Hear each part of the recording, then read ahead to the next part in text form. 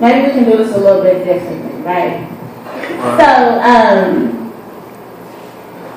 everybody understands love poems, right? Right.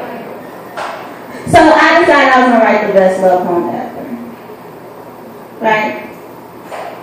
But instead of a net failure, I deleted it, I backspaced it, I erased it, along with the memory attached to the misery of waking up inside of the same stranger every morning.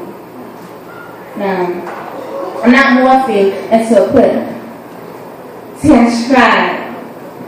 I tried to solve her mysteries. Like some super sleuth, I snooped relentlessly until I found out that she was more complex than some episode or series, and seriously, ain't nobody got time for that. But I can't deny the fact that I was almost pushed to stop my pursuit with no clues to her blues or rhythm, her rock or her roll, her pop or her soul's musing.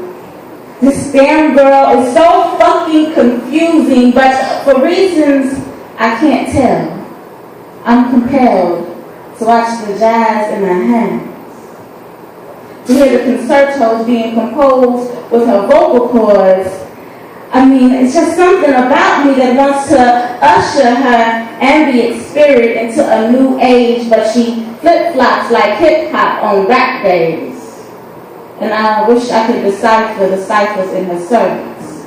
Find out why she's not impressed by an MC that can only beatbox without beat shots.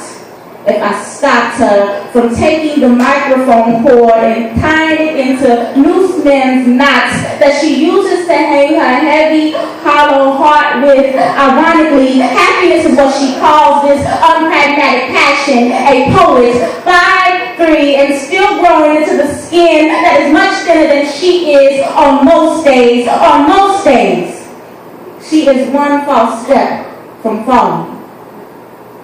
She is one fall from failing and one failure from fleeing, yet she ticks relentlessly. Like she has no time for time and its limits. Like life hasn't given her enough limits to place her lips into a permanent pucker that she won't let the average male kiss anyway. And by the way, this has nothing to do with wisdom. Because she is far from being wise, she needs to be naive, needs to have something to stuff into her pockets of beliefs, and she believes that it is easier to spit when your tongue is bitter. And she knows better than the back of her hand.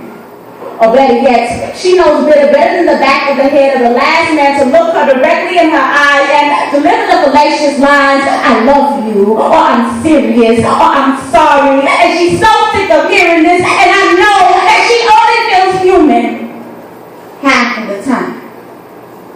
She only feels beautiful half of that half, and when I try to tell her it's bad math, it doesn't factor into her equation.